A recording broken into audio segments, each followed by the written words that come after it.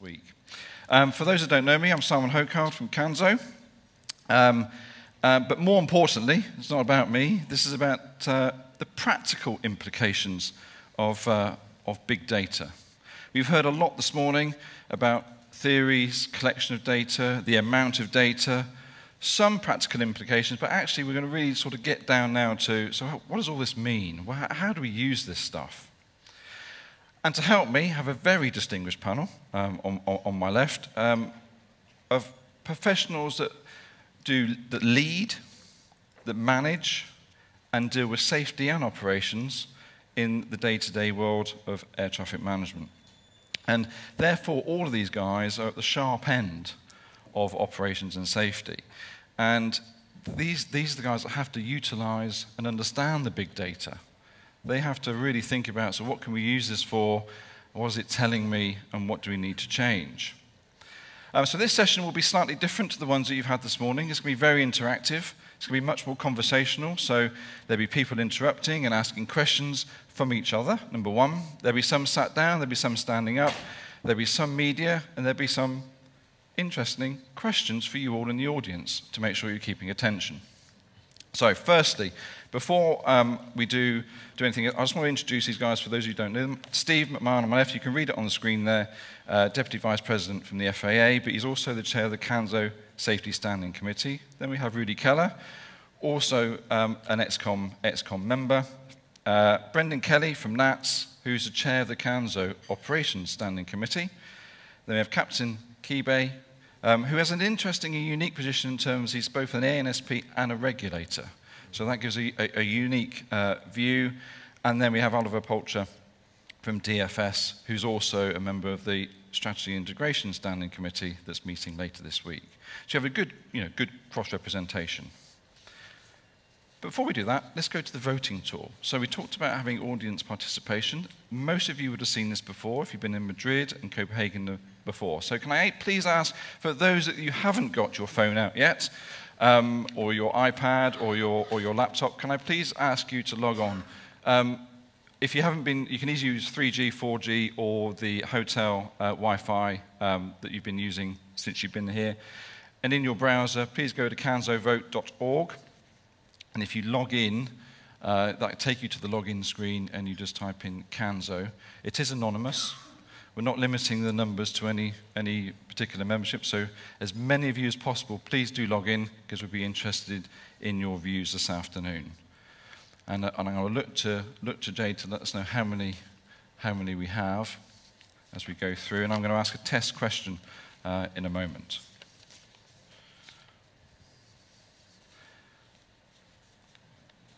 How many do we have?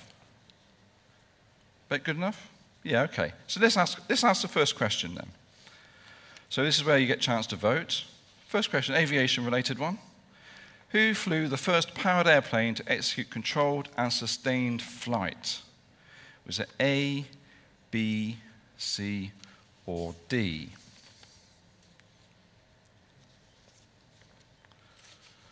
And we'll just wait for a few more votes to come on.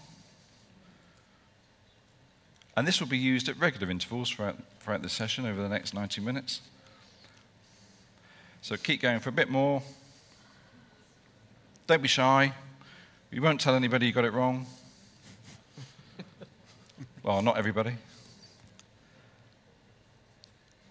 We get to 70. Okay, let's have a look at the answers. Wow. The green one is the right one. So congratulations for those who got Orville. It was on December the 17th in, I had to read this myself, 1903. Wilbur did try first, but he failed. Hence, Orville winning the prize. So that's the voting tool, introduces you to it, and not everybody will be using this, but as we go through the panelists, they'll be asking you some questions as we go through this afternoon. Okay. So let's go back to the purpose of this panel. Big data. We've heard about it. We've heard about using it. We've heard about it creates accurate models. It shows us things that we might not have expected, unusual things that might surprise us. This allows us to create even more accurate models and even more accurate thinking. But the data needs to be meaningful. If anything I've got from this morning was it needs to be meaningful, it needs to be relevant. There is so much data out there that if you pick the wrong one, it could tell you perhaps the wrong thing. And that's particularly important in ATM, which I'll come back to in a second. So we need to identify what's needed. We need to learn from others. We need to stop operating in silos. That's another message that I heard this morning. And ATM is not unique. There's lots of other industries that uses lots of data and ways of collecting and using data that ATM perhaps could do so. Using data to predict the future. Does that mean that we can really use data to make real-time decisions in this perhaps conservative, safety-critical industry? And looking at that real-life practical implications is about what we're going to talk about now. And if I think about conservative and I think about safety, I naturally think about Steve, not the conservative bit, just the safety bit. And Steve, for those of us that, you guys that work in this industry, implementing change, trying to improve things real time, can we use this data? Is it possible? Absolutely, Simon, and thank you. As we learned this morning, more and more data is available to us, and the question really becomes how we use it. There are 4 key ways that we can look at data. One, we can use data to confirm what we believe we know what's going on inside our system. We can also use data to reveal things that we don't yet know that are occurring within the system. We can use it to inform why things are happening. And more importantly, as we heard this morning as well, we can use it to drive action. How can we make better informed decisions and really change the way things that are happening within our system? A couple key takeaways from this morning as well. Brendan mentioned, as we look at the airline industry, it's a very developed industry. It has a slow pace of innovation, except for the low-cost carriers. It was interesting, and I think it's really kind of the opposite of the way our systems are working. When you look at the pace of innovation that we as air navigation service providers are facing, be it drones, commercial airspace, or a number of new entrants, innovation is doing nothing but accelerating inside of our worlds. So within one segment of our operating world, they may be looking at something that is very developed, very mature, but our systems are really rapidly evolving and changing. Mark also mentioned in his conversation 5 exabytes every 2 days, which is an amazing amount of data. Within the air navigation system, we may not be generating that kind of data daily, but it does beg the question, and we're actually going to start with our first poll on how much information is available to us. So the first question, and we'll start our first poll, what percentage of global flight data is openly available? Now, we had a lot of conversation this morning about what information we have, what limitations. When we look at openly available, be it Flight Radar 24, any of the different internet sites, what percentage of global data do you believe is available openly?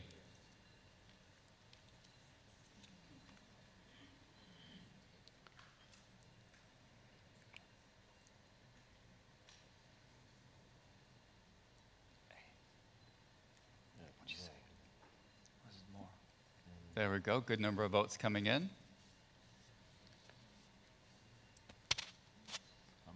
Okay. So let's see how we voted. Yeah. Interesting. So the answer is that the reality is a little bit different than what we thought it was. 56% sounds like kind of a random number, and maybe that kind of lured people into choosing that. Globally, and it does vary a little bit by region, and this is going to inform a little bit of our conversation. 75% is how much information globally is available openly on the web. There is a whole lot of information available to us. The key to that is trying to get ahead of the information. When we look at data, so we do have absolutely loads of data. When we talk about McLaren in Madrid, we talked a lot about embracing data. This morning, we talked a lot about embracing data as well.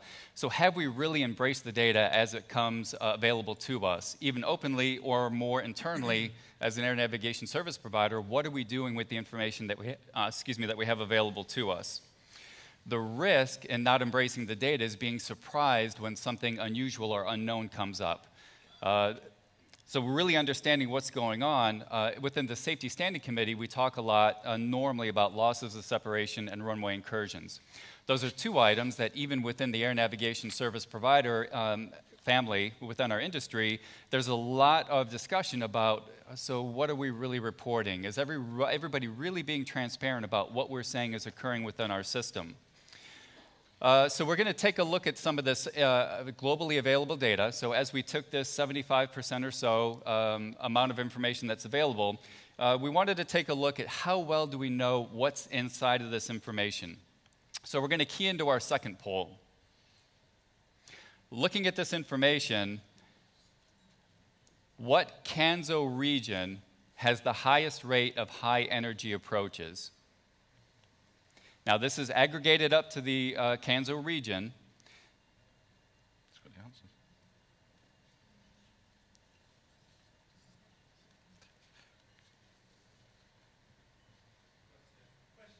Yes? High energy approach would be an aircraft landing with excess speed or at an excess rate of descent. It's a precursor to a runway excursion or veer off. Which is a great question. I was going to explain a little bit of that afterwards, but hey, we can front load it. So what's the percentage? Sorry? It's a trick. You got percentages. You got the answers. I have no idea what you just asked. No, ignore the percentage. Just guess. It'd be fine. So yeah, it's.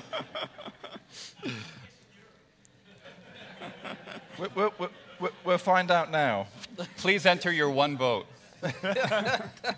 Don't. Yes. Very well guessed. So something that we talk about inside the Safety Standing Committee is what beyond runway incursions and losses of separation can we talk about? As a safety organization, as a safety community, high energy approaches within ANSPs, we can't really define. The pilot in command says what is an unstable approach. But as a proxy, we as air navigation service providers look at the energy state. By that, we specifically mean the speed of the aircraft or the descent as the aircraft comes into approach.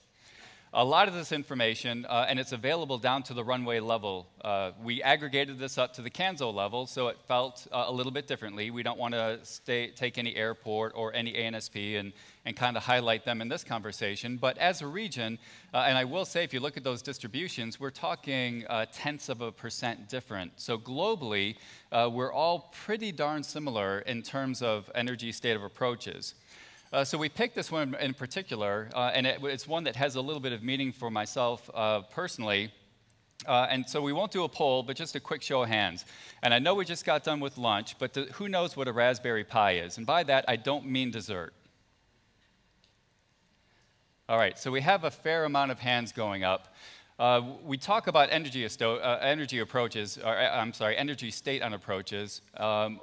Is an interesting story. One of our employees inside the FAA, so a Raspberry Pi is about the size of my hand. For the people that don't know what it is, it's a motherboard. It's basically a very small computer that you can take and you can run various different elements of code. You can build your own drones. You can do a number of things with a Raspberry Pi. In this case, one of our employees took a Raspberry Pi, hung an antenna outside his window, and started looking and receiving the downlink aircraft parameters from flights arriving into Atlanta. From that, he wrote some custom code to determine the energy state of the aircraft as they approached the Atlanta airport. Now, this is something that one of our employees just did on the side out of interest. College-level programming, not something that any one of our employees couldn't do or any one of our public couldn't do. So it really underscores, and one thing that we revealed in that, or what we saw, was that there was a particular approach in a particular runway of configuration that we started to see a trend of high-energy approaches. Now, this employee pointed it out. It was something that we learned from. We went back and did some refresher training for the controllers, but it was a really good awareness item. And I think the lesson to us, and we talk about embracing data, we talk about being proactive, we talk about being adaptive, but in many ways, if we don't get in front of this information, it will get in front of us. And I thought this was a really good example of showing One of our employees brought it to our attention, but this information is out there. We really need to embrace it and be proactive with what we're seeing. I need to ask you a question about that. So you're a senior manager in an ANSP. Some guy comes in and said, I've just written some code, and actually I think you've got a bit of a problem. How do you feel about that? Well, fortunately, it was one of our employees. It's a great question, Simon. It's one of those things. Energy state of approaches is something that we look at routinely within our safety data. It is very human to see drift away from the standards. What we saw as we went through the process, and within the FAA, we have a very good process called collect, find, fix. We collect data, we find some issues within the data, things that we need to focus on, we fix. Then on the kind of last piece of that is the monitoring. What we found through this process is while we did have pockets of awareness and we did have a good focus on energy state of arrivals, from a provider perspective, again, this is how are we helping the flight deck? Well, how are we helping the aircraft get to the runway in a safe manner? What we saw is that the monitoring piece of this had fallen off a little bit, and we saw some drift. But we were able to correct very nicely. And I think very importantly, when the employee brought this to us, we actually rewarded the employee. We took their information. It was something that we acknowledged, we embraced, and we thanked them for bringing that to us. Very good, very good. I'm not looking at Gilbert because he's a regulator, but you've obviously got a regulator in the event. What do you share? Do you share this type of information with the regulatory side, or do you keep it to yourself, or how do you do this? Yes, broadly speaking, we share a whole host of information with our regulator.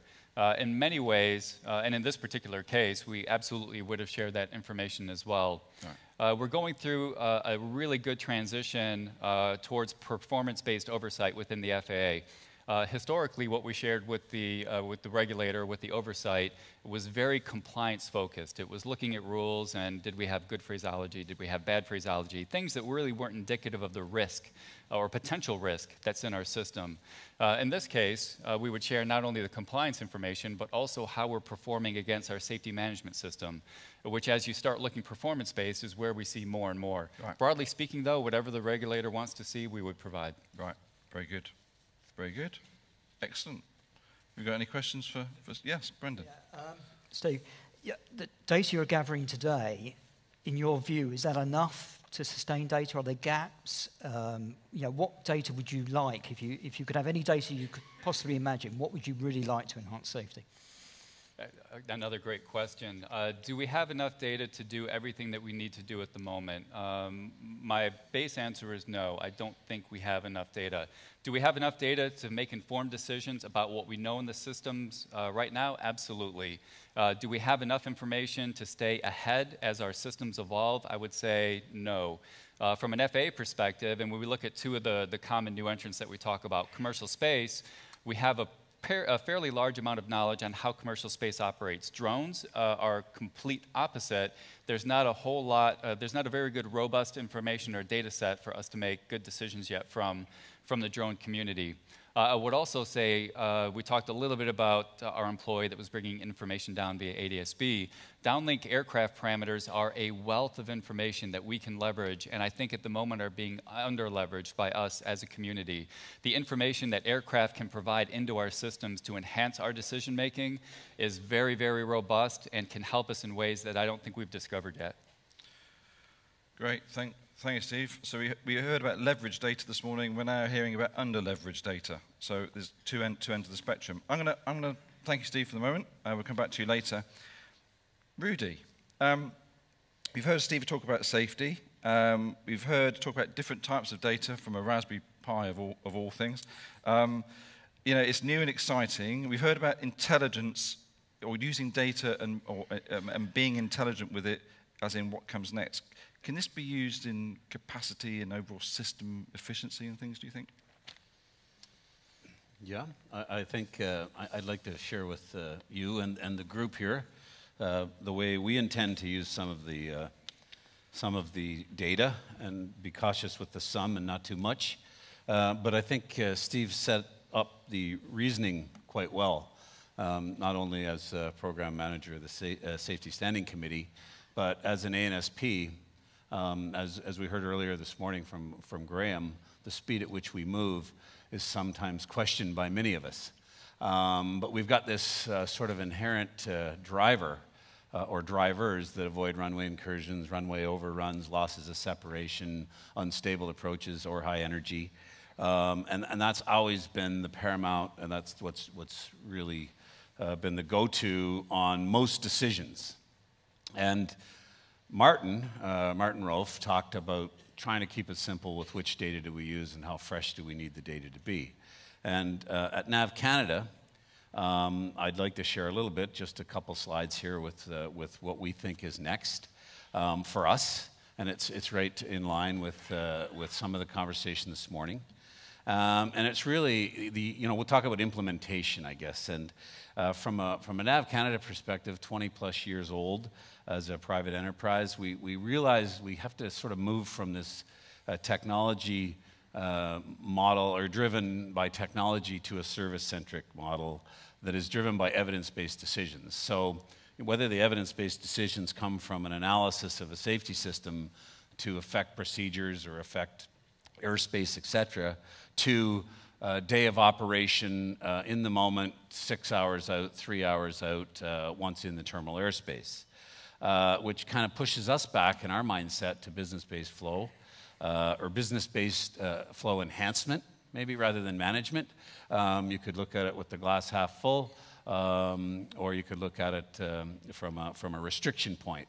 And I think where we want to look at it is to handle growth, not react to over demand today, which requires leveraging collaboration, but it ultimately gets to what elements of artificial intelligence do we use, and how do we lead with that. So from our perspective, the basic thought is, in this shift, is moving really from how to.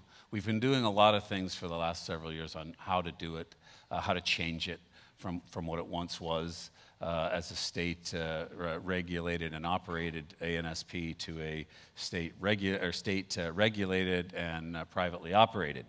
But it really comes down to the future decisions being based on the why.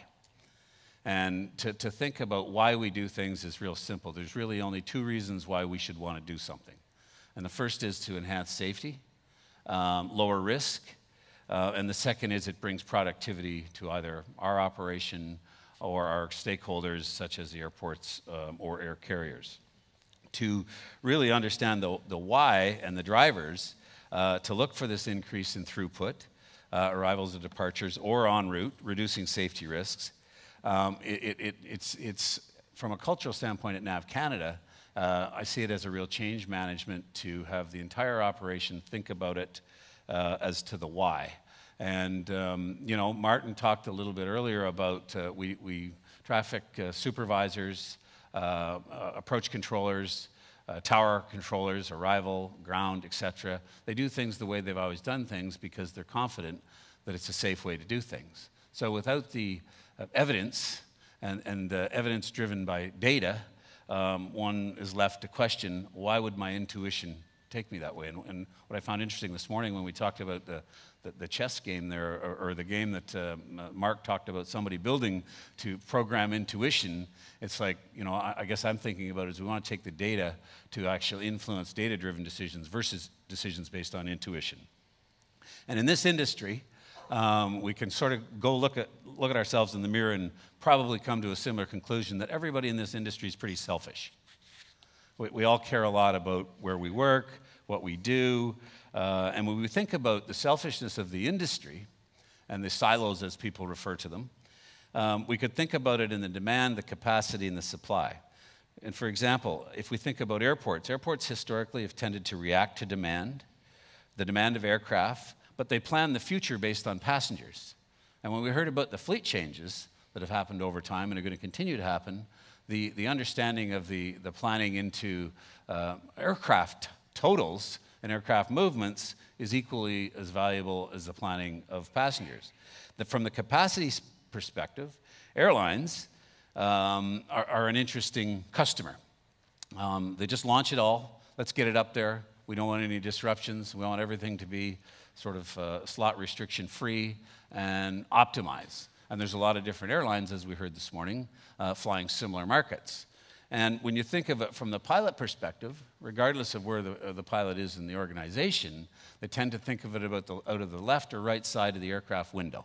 That's about as far as they tend to think, unless the TCAS would tell them something else during the course of the flight. Then we go to the airlines, and many of you, it doesn't matter where you come from, have a large airline in your country, or a couple. Typically, those airlines will stay focused on the color of their tails. Air Canada will focus on Air Canada's airplanes. WestJet will focus on WestJet airplanes. From the supply side, the ANSP, we become quite selfish because we have historically never really trusted much in the prediction of what airlines were going to do, so we tend to want to react. So we wait for the demand to continue to grow without really adequate planning. So the next thing you know, the capacity hasn't been planned to increase, so the arrival rate's the same as it always was. The staffing levels haven't been planned to increase because we'll wait and see, because we're recovering costs and we're sensitive to that. So we're focused on the costs, but not the whole economic picture. So as we go forward, this understanding the demand, capacity, and the supply will need to underpin everything we do, and we all play this role in doing that between the three prime stakeholders. So from an evidence-based decision standpoint, I mean, this is an example that I threw up here that essentially, looking at short-staffed locations, and if you're an ANSP that hasn't had short-staffed situations, I'd be shocked. And they often get sort of blamed as, well, it was due to short staff. Weak weather and system knowledge come into play, but if you're short-staffed, nobody wants to talk about what the weather was doing, whether it was thunderstorms or what was going on, you were short-staffed. So the reaction to incomplete information is common. That means we need some quick access to timely and complete, accurate information to have evidence to support decisions. Because at the end of the day, it comes down to decision-making at multiple levels of several hundred miles out, planning the network, planning the airspace, changing the airspace, getting it within the terminal or the approach control area, getting it on the ground, having the adequate ground infrastructure, etc. This is all what we would categorize as evidence-based decision. And how are we using that evidence in a fairly dynamic way beyond post-event and or day analysis? So from the business-based flow management side of things, we now have this global picture. This global picture that will eventually, in not very long, be available, as Don Thoma pointed out this morning. It will be available out there for people to see the trajectory and the operation as it affects them in their ANSPs beyond the border of handoff, hopefully automated handoff. So the perception, however, I'll go back to, and if we look at the perceptions that the Air Traffic Control Journal recently covered, ATC is mainly to blame for these flight delays. And it's incorrect, according to Michael Beda, in the journal article of 2017. Business-based flow management exchange is all about a system-orientated approach that involves achieving throughput and shared common understanding from each of the flight operations coordinating capabilities in real time, whether that be with the airlines, ATC, or the particular airports. So ready access to historical and strategic trends are helpful, but it really comes down to what are we doing sort of, one day out, 24 hours, 12 hours, et cetera. Where do we take that evidence and what do we do with it? Because we don't know what we don't know. And this quote that was part of that article, really, when we think about that, we're talking about wanting to use the data. And we want to use the data because we have historically reacted because of what our intuition was, what has proved to be safe. But what don't we know? What else could we get? Could we get that one arrival, an hour and one departure? Could we get more? And I think we feel strongly we can get more at NAV Canada. So we have this project that is underway, and we call it Innovation at the Four Majors. These are the 4 airports in Canada that we anticipate the most significant growth, that are successfully providing good economic return to the country. And there's high expectations from the selfish community all around, including ourselves. So the collaboration is really what we feel is going to drive success. And when we look at that collaboration, the gear image depicts what's being called throughput of this innovation project. It's a combination of technologies, systems, equipment, software, reporting, and taking action. The primary goal is to increase safety through throughput at these airports. They cater to either general operations or to more specific modes of operating conditions and changes in operating conditions dynamically. But reporting of that throughput and these metrics is one of the key elements. Because remember, the pilot in command sees out the left side. The airline that has the color of their tail looks at the own color. And we believe if we can share the full throughput to the entire operating community, airports, all airlines, there's better collaboration when it comes to collaborative decision-making beyond an ACDM to what is good for today, how does that set us up for tomorrow. We need to see all airlines benefit, not just the one that may be dominant, that sort of ties back to what Martin was referring to earlier. But the airport here becomes very key. The airlines are in need to understand that, what the airport and the ANSP can do, and we feel we have an opportunity as an ANSP to sort of lead that.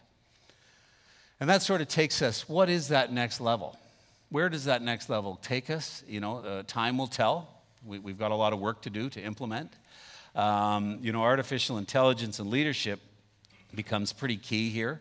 The performance analytics transforms that data into knowledge, which leads to the decision making. It'll lead to what should the arrival rate be today versus tomorrow and the day after, etc. Collaboration, coordination, and cooperation are key to the success. It will lower safety risks, we believe. It will increase throughput. There will be a better allocation of labor resources, controllers, and other. There will be more business opportunities for all in this room, whether you're an ANSP or an associate member supplying to the ANSP community. There will be productivity increases, and it will improve the disruption to what we need to do going forward. So data-driven insights combined with accurate predictions, artificial intelligence, accentuate the role of leaders in making these decisions. So this requires the leadership and knowledge that we feel ANSPs have. We feel all of us are well positioned because of our view day in and day out of the big picture and the tie to the airport and the customers operating to take it to the next level. So that's what we're doing as far as what's next, Simon. I mean, but I'm sure there's lots more that we haven't thought of that others in the room are doing, that if we can build off each other and we can share this type of work, we will all get much more efficient at reducing risk. Wow, that's a difficult one to follow. I completely agree, Rudy, entirely. I've got one quick question for you. You talked about the management of throughput or throughput of data. You talked about the stakeholders. There was lots, and for me, they were quite internal in that value chain. Do you see the value, or do you see that expanding to even more external stakeholders to make that even to a bigger system? Yes, but do I care much about that? No. Right. I mean, my job is to care about the service focus of the ANSP. Yeah. Does the ANSP's customers care about a broader extension of that to the traveling public, et cetera? Absolutely. I think there's people in the room that care about a bigger picture. But right now, I think to actually get something done, we need to focus on pieces that are doable. And for us, you know, we think it's going to take a few years to focus on this. But I don't think it will be very many years before, whether we're looking at the AMAN product that Frank was talking about earlier, or the on-time product that we're working on, we will start seeing pretty accurate precision times put on the aircraft over the North Atlantic at what time they're going to hit a certain fix, Yeah. To optimize that trajectory and arrival rate, given the best knowledge that we have of what's going on with that weather and what's going on with that ground infrastructure, whether it be new ground infrastructure required or once we get new ground infrastructure, the infrastructure there that can support increased throughput and arrival rates and departure rates. Great. In other words, relevance and making sure it's doable. Very good. Okay. I'm going to move on to Brendan, if that's okay. Brendan, we talk about all this, the flights on time and so on. All of these flights fly through something called Airspace. I think we all pretty much know that. And even I think Brendan this morning mentioned that the need to redesign airspace is often a requirement when we're talking about significant growth. So I know you have some very different thinking actually about airspace design and how data can be used to do that. Now, so do you want to talk about airspace systemization? Do you want to ask the audience a question to keep them occupied, or how do you want to play it? Okay, thank you, Simon. So first, a little bit of context. First piece of really insightful analysis from all the data is that the skies are going to get busier because more and more people want to fly. And traditionally, how we deal with the skies getting busier is we start to put more controllers into the operation. So we start sectorizing, cutting up the airspace. And many of us now are getting to the point where we can't do that anymore because otherwise the poor pilot will be changing frequency every 20 seconds as he transits through the airspace. So the next step in that evolution for us is to use the advantages of PBN and to actually constrain the aircraft more and to rely upon the accuracy of how aircraft can follow those tracks in our design of the airspace. And that's basically moving from tactical control to a more systemized approach.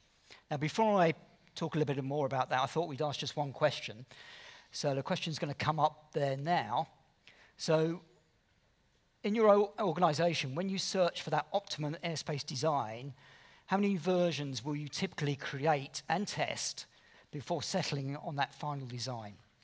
For those that don't do airspace design, just guess how many you think you would do if you're going to design something brand How many new. do your customers do? Yeah.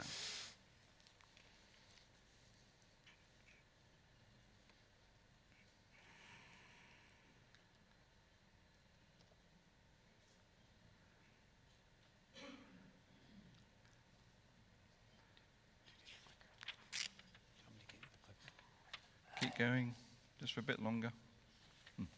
Don't be shy. There's Okay. no wrong answer. Okay.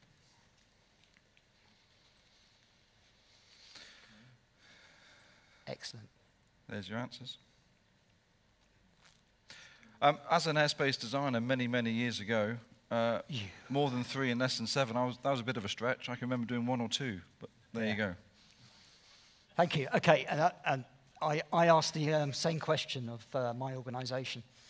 And the last major airspace design we did in the UK had 3 options. So for me, and I think, can we close it and just move on? Thank you. For me, that seems a bit strange that we attempt to satisfy multiple people's requests for the airspace by just having an ASP design the airspace 3 times. So today, not only does the pilot want the most fantastic trajectory possible through the airspace, the airport wants the best runway utilization. The airport actually wants to dictate what the order's going to be because that helps them optimize their terminals. We have the public that want to arrive on time and depart on time. And then we also have local communities that want the least amount of noise and the least amount of pollution. But we only come up with 3 options, which is the way that we had to operate. But now we've got the opportunity to change that. So traditionally, what we do is all over on the left-hand side of that picture. We have some very clever people sit in dark rooms with lots of maps, lots of crayons, lots of colouring in, and creating lines on maps. And then, if we're lucky, we feed those lines on maps into a fast time simulator, of which there are many available on the marketplace. And that fast time simulator will come out with some metrics for you. It will tell you whether what capacity those sectors have. It will give you an indication maybe on the efficiency of that airspace. And then what we do is we pull controllers out of our operation. So we have to bear an overhead, a very expensive overhead. And we have massive mainframe real-time simulators that then allow us to create the concept of operations to use that airspace and to really deploy that airspace. And what we're thinking is we've got all that data already. So we know where the aeroplanes want to fly. They want the most optimum route. We know the aircraft performance. We know where the aeroplane's going to appear in our airspace, either at the FIR boundary or at the runway. Runways, until someone comes up with a way of formation takeoffs, we know what the metering from those runways is going to be. 1 every minute, 1 every 2 minutes, whatever. So we have a tremendous amount of data already in our system. And what we also have are very smart mathematicians. And that is, on the right-hand side there at the top, is an actual algorithm that we're using. And I'm told that algorithm will make sure that airplanes don't hit each other, which is probably a key design principle that we want to deploy.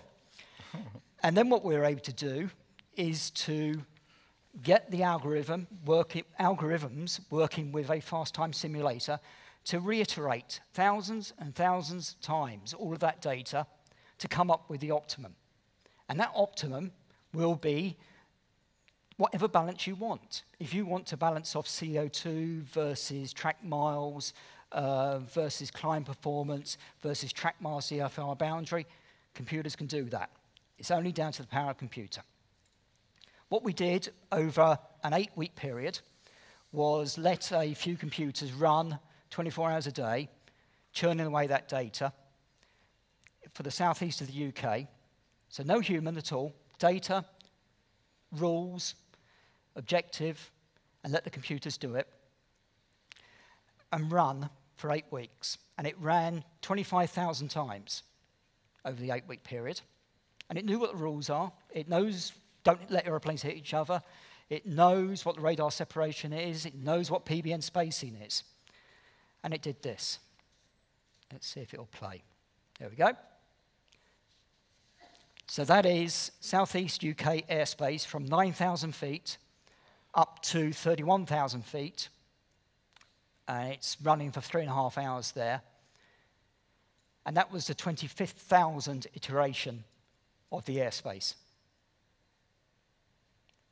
We could have done it 1 million times if Deloitte would lend us one of their McLaren computers. But, Is that the most efficient airspace design, do you think? It's the answer that the data has given you as being the most optimum design. Right? So that is the point where we stop the computer working and then we start to work on it ourselves. And if you think about how we design airspace today, when we design airspace today, it's very much the perception of the person that's designing it.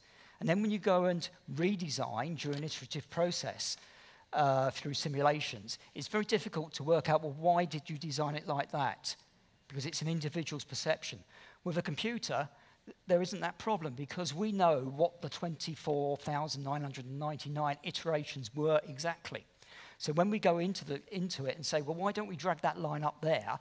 We can go back and find the model that had that line up there and find out why it was disregarded. But that's not the end of the story. Then we take that, effectively a very, very clever fast time simulation, and put it into a design tool. And this is the point where the human comes into it. I guess the horrible red triangle is the pointer device, is it? No, it's not. It's that one there. Okay, over on the right-hand side, for those on the left of the screen, over on that side there are the metrics. And what you can do is, as you optimize, as you create your concept of operations, as you start to move lines around the map, as you do it live, so you don't have to run the program again, you will get measurements of the effect of your change. So if you've de-optimized the system, if you've changed the CO2 emissions, if you've changed the track miles, if you've made it more complex, live, this tool will let you do it. And this is the tool that we'll be using for designing the airspace. And it operates in 3 dimensions, so it will sit on a great big flat TV, and you can look at it down, you can look at it in 3D. And what it'll also allow us to do is to change the way we do that final design. At the moment, we run a big mainframe computer simulation. We get the controllers working the whole airspace and then find out it's broken, doesn't work, and then have to go back and design. By using this tool, we can do fast time sprints. So we can literally look at one small piece of airspace for 20 days, concentrate on that piece of airspace, solve those issues, then move on to the next one. It also allows collaboration with our customers. So we'll have live links into the airlines, into the airports. So when we're looking at a particular quadrant of airspace, we can say, well, what level can a 747 fully loaded going to New York make at Pole Hill after 100 miles? What's your view on this piece of airspace? And we can do it all live. We can get their feedback. We can put it into the tool. And we can say, well, that's a great idea, but actually, do you realize it's going to put your cost index up by 0.1%? So that's all I had to say. But so really, it's just another illustration, not necessarily operational, on how we can use data to influence how we work. Fascinating, Brendan. I mean, from two airspace designers to 25,000, that's pretty, that's a bit of a leap, if I'm honest. I've got a lot of questions. However, there's one that immediately jumps to mind. So this is, for me, systemized airspace. Okay, it's optimized or systemized.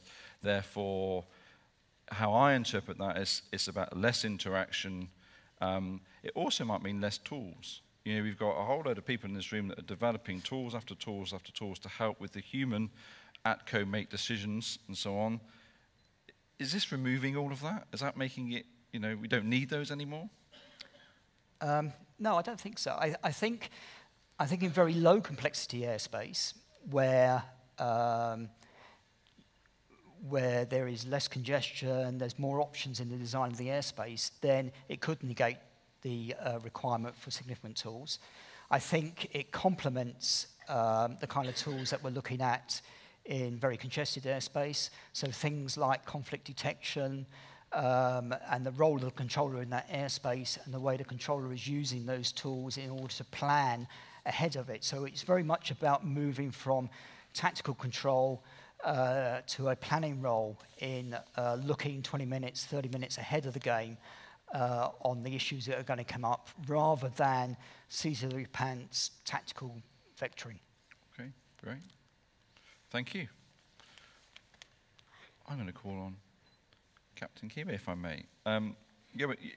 We heard from Squadron Leader Ponton this morning about flying across FIR boundaries on any route, and I think 34 FIR boundaries, I think, was the number on the slide, and the difficulties that creates, whether ATM data can help the aircraft or aircraft data can help ATM, but also between FIRs is often political, commercial, sensitive security sharing data. But I think in your world, sharing data with adjacent FIRs is critically important to you.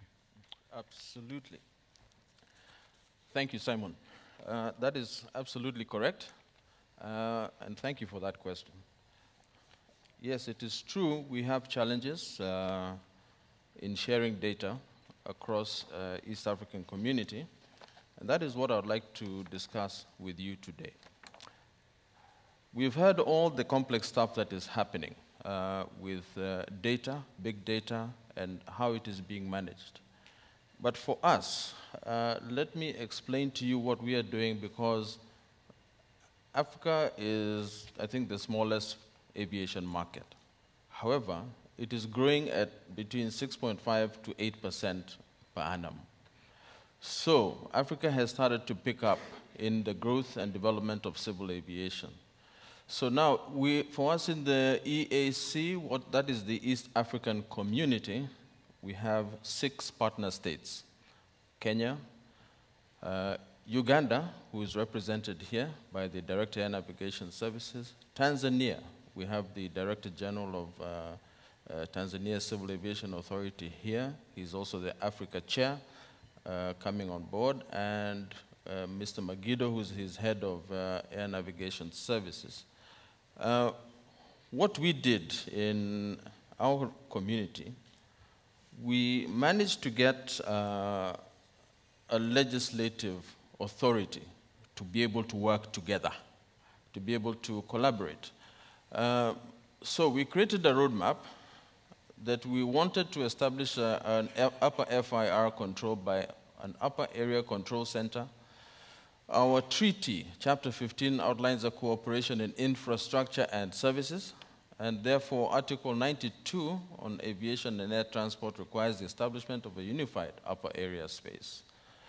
This required a redesign of system architecture.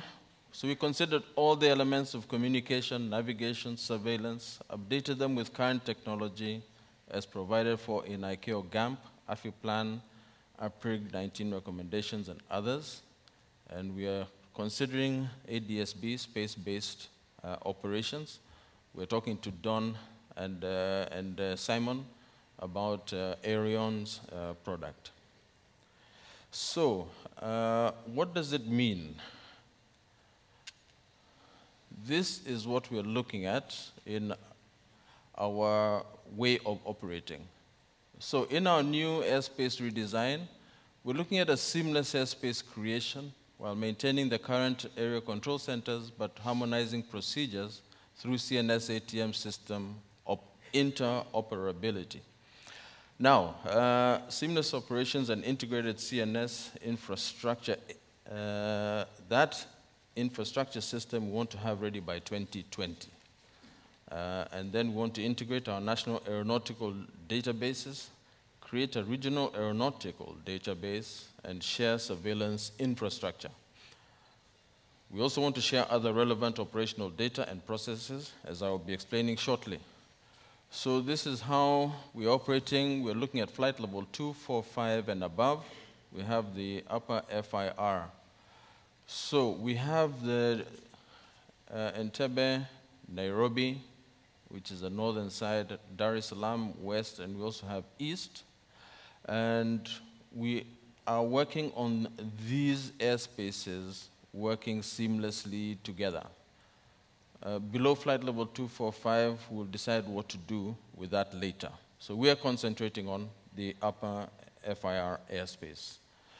So that will just give you a picture of what we're doing. And I think what we can discuss now is how is data being used today in our organization.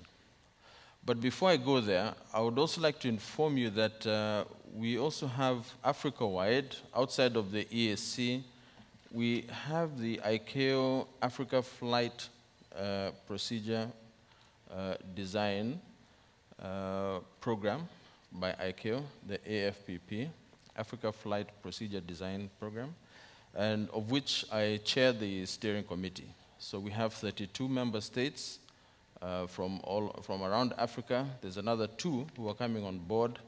And Simon, the question that you're asking creates a very complex situation in terms of sharing of aeronautical data, sharing of airspace, security concerns, political considerations.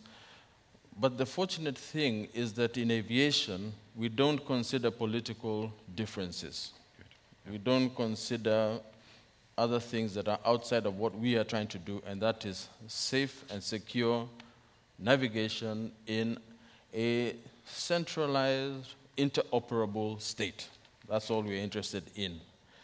So in Kenya, we use data today in oceanic airspaces. We have CPDLC operational fully. We're implementing PBN specifications with reduced separation between aircraft. We are using the user-preferred route areas, the UPR, in this region, allowing for trajectories that are devoid of existing ATS routes. We also collect safety data on aircraft incidents and accidents that is used in SMS to generate key performance indicators and trends. The trends observed are critical in recognizing where the risk management is required for continuous monitoring and prevention of reoccurrences. At KCAA, we also collect and collate data on aircraft movements, IFR hours, distance flown by aircraft, etc., and this generates the metrics used in airspace planning. So we don't have those complex models that have been described as yet. Because of that, we can sectorize our airspace, and in addition, we can use that data for CNS upgrades. In Kenya, we have sectorized our airspace into 2. We have the northern sector and the southern sector. And we're sectorizing the EAC as well. So now, we also do provide performance reporting data to CANSO at the Global Safety Benchmarking Working Group on a regular basis. So, but how can we use this data differently for tomorrow? We're looking at regional ATFM. In regional ATFM, data will be used in the continental area for aircraft en route and approach to TMAs, and this will include the use of data for pre-departure clearance, so as to reduce controller pilot workload in radio telecommunication. So we're looking at expanding the UPR to the continental area and paving way for the implementation of direct routing trajectories. Increasing efficiency by reducing delays on the ground and preventing also CO2 and greenhouse gas emissions. We are exploring this through this FIR, upper FIR concept, sharing of data to provide seamless and optimized flights for air operators. We also have examples of this ATFM data exchange through Kadina and CANSO.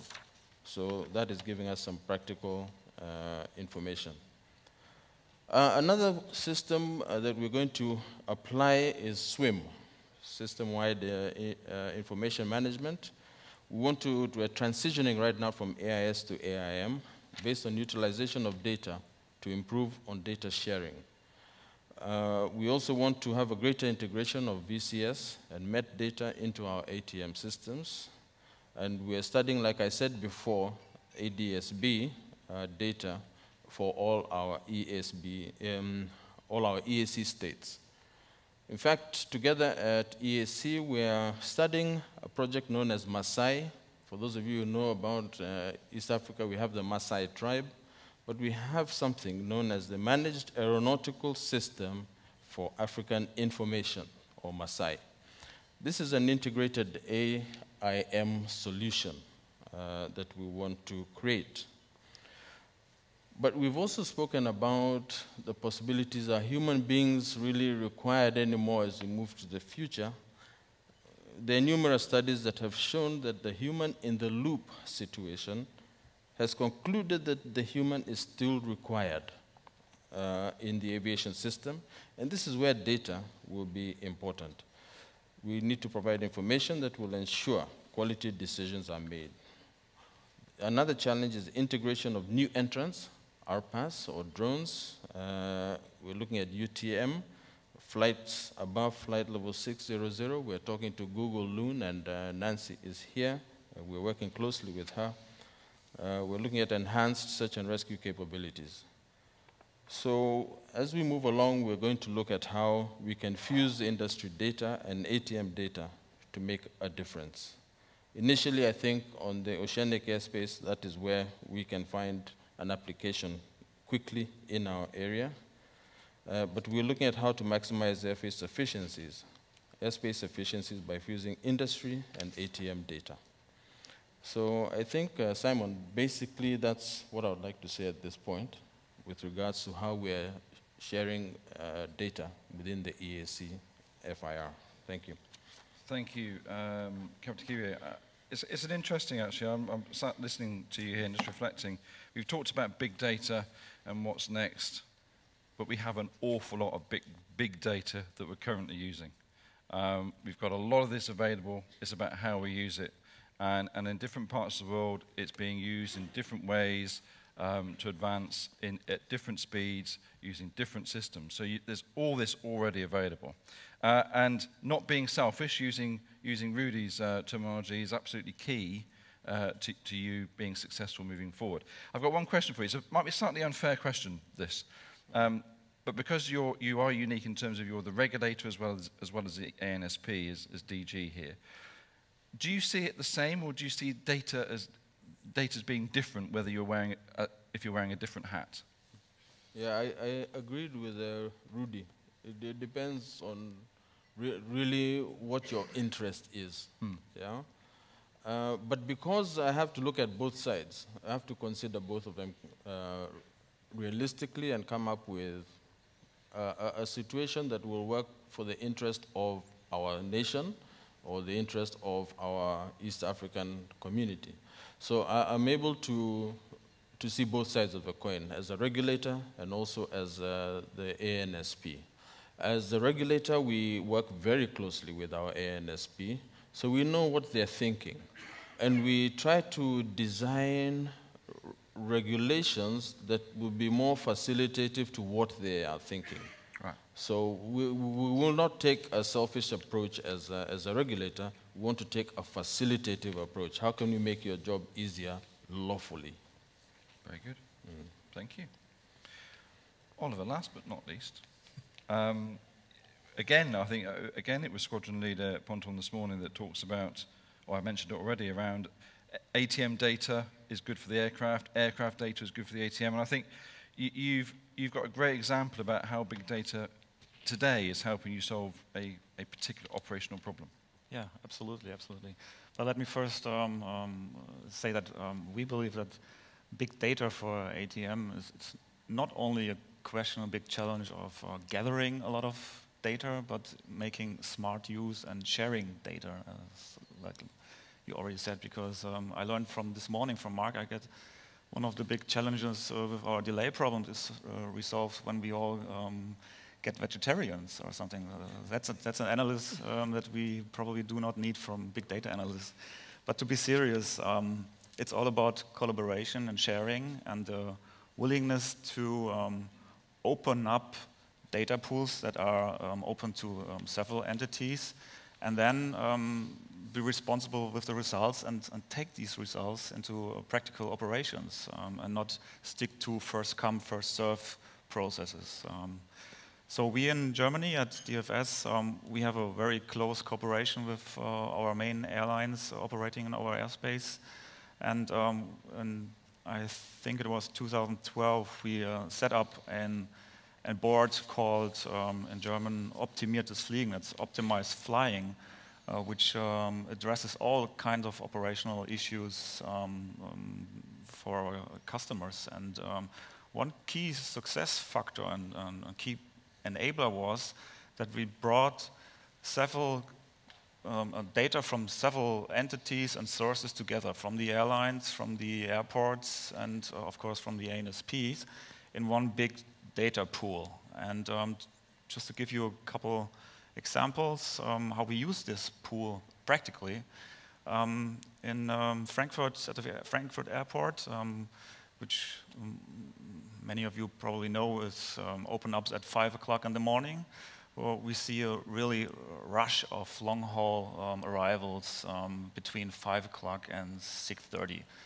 And due to the distance and variation of weather conditions, the actual flight time varies a lot from the scheduled flight time. And that leads to unexpected arrival peaks that we don't want, additional fuel burn that the airlines don't want, and of course, flight time that the passengers don't want. So we use this data pool to optimize this situation, and therefore we take the planned flight path from the airline operational centers in consideration, as well as the flight management system from the aircraft, and try to develop the optimistic and optimized idle arrival sequence.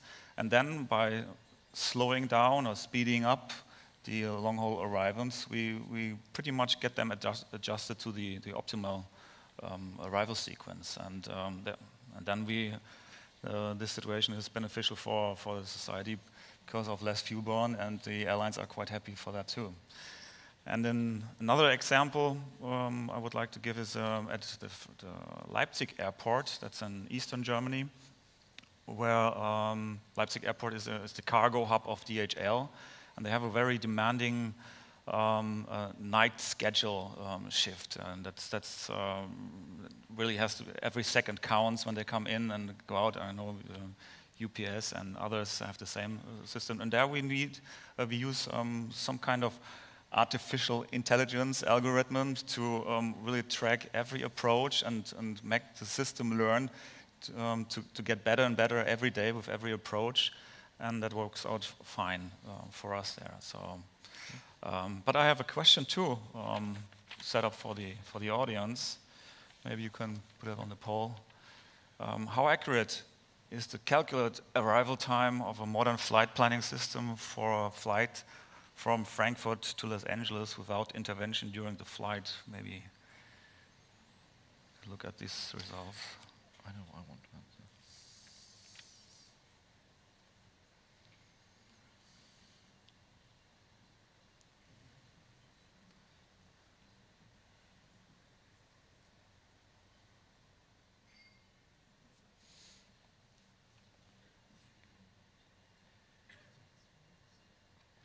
Keep going for a bit longer.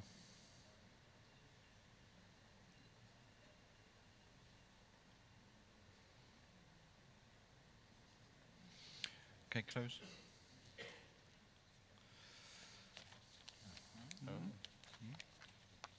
It's growing. That's close, yeah. Is that a surprise, Oliver? Or is that? It's close, B and C, but now we're getting better. It's about a minute. Is that the right answer? About a minute. Congratulations for those who answered B. For the others, you can stay behind.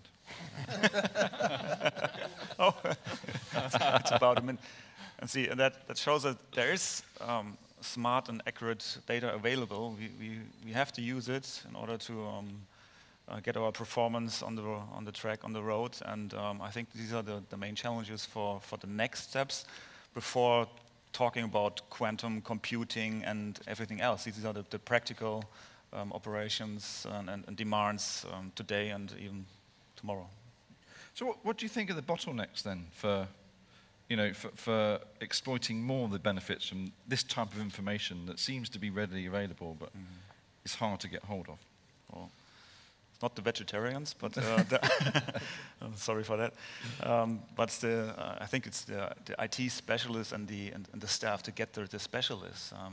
Although we have our own IT capabilities at DFS, with IT experts from all around the world, it's getting really hard to attract new specialists that do such analysis, business analysis, that are able to develop these algorithms and everything, and we are competing with other industries.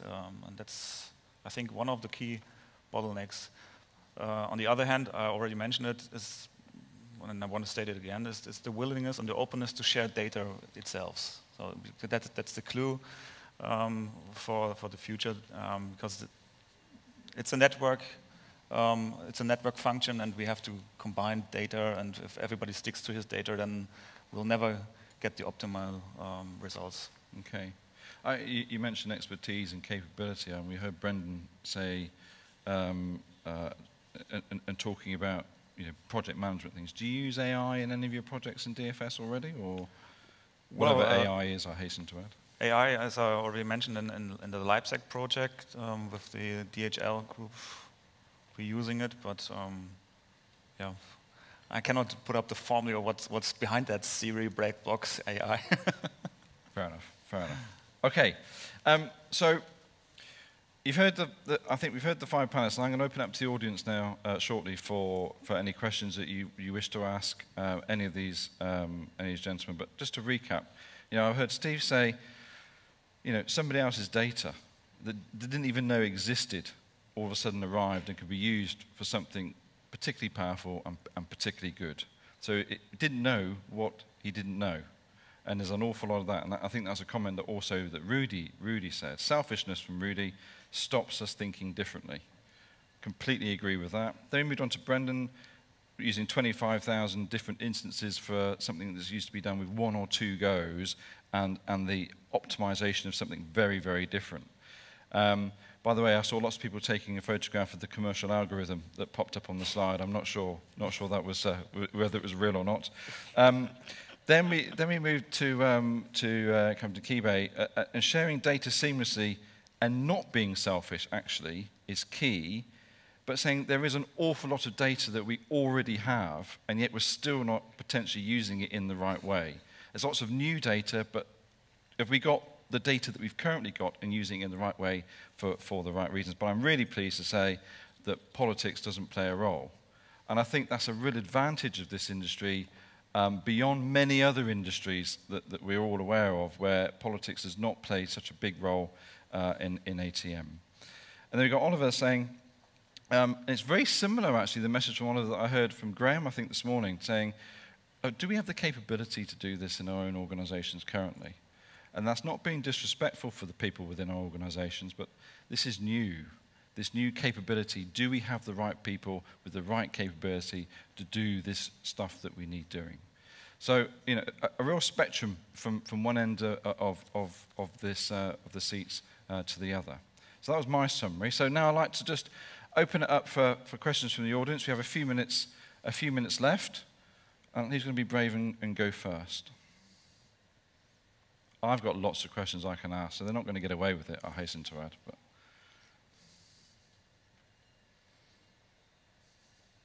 so there must be one person. Ask. Oh, there we go. Yep. Oh, Connor, let's try Connor first, if that's. And then we go. Sorry, Connor, go second, if that's okay. Yeah. Thank you. Simon from South Africa. I just wanted to find out the thinking in the panel. With the existence of cybersecurity, how can we possibly safeguard the data that we have with that threat? Thank you. That's who I'm going to pick for the answer to the cybersecurity question. I think cybersecurity is now prevalent in everything that we do. Is cybersecurity going to become more important than it is today? I think it's important actually today. I think it needs to become different. So with that introduction and giving these guys some time to think, anybody want to have a go at answering that question? Sure. Thanks, Rudy. I mean, I guess it depends on what we're trying to protect. Yeah. Is it the ATM system? Is it the internet? Good point. You know, Steve's point about where the data is today, whether it's real-time data or 8 minutes or 10 minutes later, I think that plays into the risks associated with the protection. Clearly, ATM systems, there's many ATM system providers in the room here that will talk about and share the energy and capital that's going into just that, because we will never be too secure. The beauty of this industry, the part that we are not always, or that I was critical about when I talked at the start about our resistance to risk being cultural, whether it was runway incursions or losses of separation, the beauty of that culture of where we started from the days of Orville to the Chicago Convention and now, is that we have a lot of business continuity and resumption, business resumption and or plan B, C, and D. So that has been great from a cybersecurity point of view, or from a protecting the ATM system and how we manage separation. But the ATM system is becoming so much more reliant as the technology improves. The equivalent work in cybersecurity protection needs to sort of surpass perhaps the technology advancements that we've put into the systems. But it really comes down to whose system is operating and how well has the cyber governance been implemented around what protection that needs. That's how we protect it from an ATM perspective in my mind. Okay, yeah, Brendan? Yeah, I think one of the interesting things about cyber risk is that I'm told it's really, really difficult to bolt on cyber protection to an old system. But it's tolerably easier for it to be included in the design of a system from the bottom up. So as many of us are going through the process of re-equipping, we're in that fortunate position that we can try and build cyber protection into it from the bottom up. And one of the scariest things I think about, not wanting to scare, but is the ability of really bad people to create credible but wrong data. I think a lot of us think that cyber means it all goes switched off, and as Mark said this morning, Visa stops operating for a day. But I think the greater risk and the greater impact will be from credible but wrong data. Good point. Okay, thank you. Connor, do you want to ask a question? Yep. I just want to challenge a little bit the generalization that this is new. Hello. I just want to challenge the generalization that this is new. I graduated from university in a previous century, and even then, you wouldn't think to look at me, I know. And even then, and bizarrely enough, the top job, I did operations research, which is the art of data and decision making. The job we all wanted in the previous century was with McLaren and Woking, and it's funny how that's still the job we all want. So yeah, is it that it's new, or is it that it's only now the industry is seeing the value in it? Because I don't think it's that new, really. I think from Mark also said something this morning about this has been around for a while. I didn't realise perhaps it'd been around for quite that long time. No offence, Connor, obviously. So is it new? I don't think it is new. Is it new? Is the understanding new? I think so. How we are now understanding how it can be used and what it can be used for, rather than the subject itself. That's my personal view. I don't know if anybody else has. Steve, you want to comment? Yeah, so it's the value proposition. I think much to your point, you know, years ago, people probably didn't completely understand the value. Now that it's been demonstrated and people do understand, I think that it's easier for people to get behind it, and it becomes more commonplace to speak about. Okay. I have time for one more question. Have we got one more question? Yep, please. Hello. Hello. Jaime del Molino from ESSP, European Satellite Services Provider. I didn't dare to raise the question as my question is so specific, but I raised my hand as I wasn't seeing that there were any other questions around. Nevertheless, this question is for Mr. Kelly from NATS. I've seen that you have brought a very stimulating real use case of ATM big data.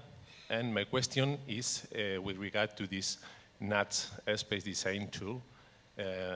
Is this tool serving to the operational concept for flight procedure design, or just for validating procedures already designed according to PANSOPs? Okay, so it's a good question. Flight procedure design at a low level, so the rules for turning circles and the design and the parameters that an aeroplane can fly and all those constraints, they're rules. So those rules can be put into your algorithms in your fast time. The purpose of the airspace design tool is validation. So it's testing the concept of operation that you have, the practical deployment of that design into the operation, but also, really importantly, making sure that the airports and the airlines get a vote in how we propose to change the airspace. And it's also important to us as well that we do that iteratively every 20 days, slightly different design, as we go through the finalization of that, so that we only have to do the very expensive full-scale, real-time simulation once, hopefully, and then we move into training. So the actual flight procedure design rules are embedded into the actual creation of the design. That's just a rule set. Okay. Thank you very much for your attendance and presence this afternoon. I'd like to ask you to thank the panel here this afternoon for being up here, and